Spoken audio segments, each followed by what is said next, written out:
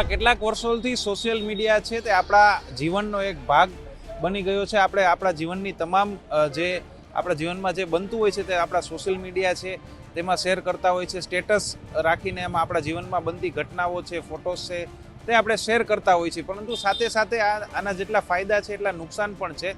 છેલ્લા કેટલાક વર્ષોમાં સોશિયલ મીડિયા દ્વારા અથવા સોશિયલ મીડિયાના કારણે થતા ગુનાઓનું પ્રમાણ પણ એટલું જ વધ્યું છે. ને આવી જે ઘટના રાજકોટ નજીક આવેલા ત્રંબા નજીક આવેલા વડાળી ગામથી એક ઘટના સામે આવી છે કે જેમાં સોશિયલ મીડિયા છે તે હત્યા સુધીનું કારણ છે તે બની ગયું છે. ઘટના સમગ્ર એવી છે કે જેમાં 32 વર્ષીય યુવકની છે તે તેમના જ કૌટુંબિક ભત્રીજા દ્વારા હત્યા કરી દેવામાં આવે છે. ને તેનું કારણ માત્ર આ કોઈ કારણ ઇન્સ્ટાગ્રામમાં રાખેલું એક સ્ટેટસ હોવાનું સામે આવે છે. જે આરોપી છે તે સગીર છે, 18 વર્ષથી નાનો છે, 17 વર્ષ આસપાસનો આરોપી છે એટલે એનું નામ અને ફોટો આપણે દર્શાવી નથી શકતા જે નિયમો મુજબ, કાયદા મુજબ.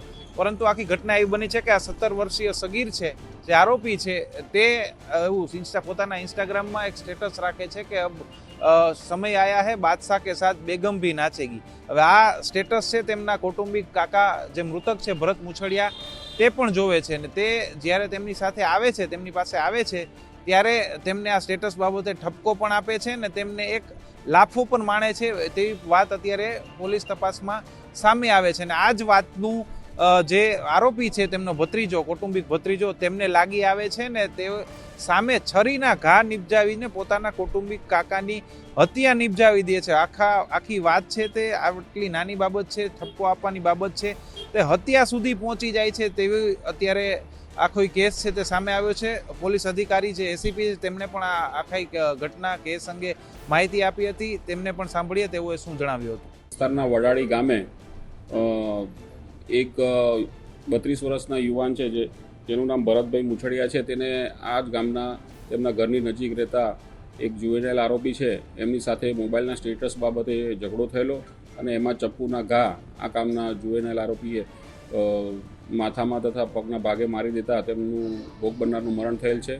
અને આ બાબતે આજીડેમ પોલીસ સ્ટેશનમાં ગુનો દાખલ કરેલ છે અને આગળની તપાસ પીઆઈ જાડેજા કરી રહ્યા છે. આરોપી એના વિસ્તારમાંથી જ પકડાયો છે, હાલ પોલીસ કસ્ટડીમાં છે. આ સ્ટેટસમાં તો ઊંડાણપૂર્વક તપાસ કરવામાં આવશે. હાલ તો પૂછપરછ આરોપીની કરવામાં આવશે અને ઊંડાણપૂર્વક તપાસ કર્યા બાદ બધું વિગતવારની માહિતી મળશે. તપાસ હાલ તો સ્ટેટસનું ફરિયાદ મુજબ કારણ છે, પરંતુ તપાસ દરમિયાન ઊંડાણપૂર્વક તપાસ થશે એ દરમિયાન ખબર પડશે. તો છેલ્લા કેટલાક વર્ષોમાં જે સોશિયલ મીડિયાનો ઉપયોગ છે તેમાં જે પ્રકારનું કન્ટેન્ટ આવે છે તેમાંથી એક વાત એ પણ સામે આવી છે ને એક્સપર્ટોએ પણ આ અંગે પોતાના મત આપ્યા છે કે જે સોશિયલ મીડિયામાં જે વસ્તુ જોવે છે ને ખાસ કરીને મોટા થઈ રહેલા લોકો, સગીર લોકો, બાળકો, તેના લીધે તેમના મગજ છે તે વધારે પડતા ઉગ્ર થઈ જાય છે તેવી પણ વાત છે તે સામે આવી છે. અનેક સર્વે પણ આવા સામે આવી ચૂક્યા છે.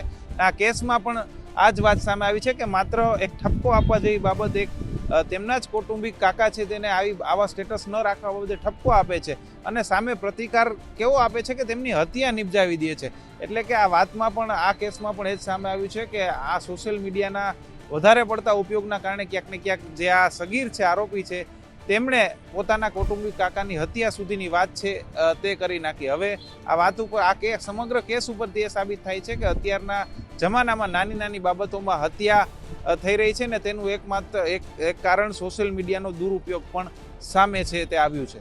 રોનક મજીઠિયા, ગુજરાત તક, રાજકોટ.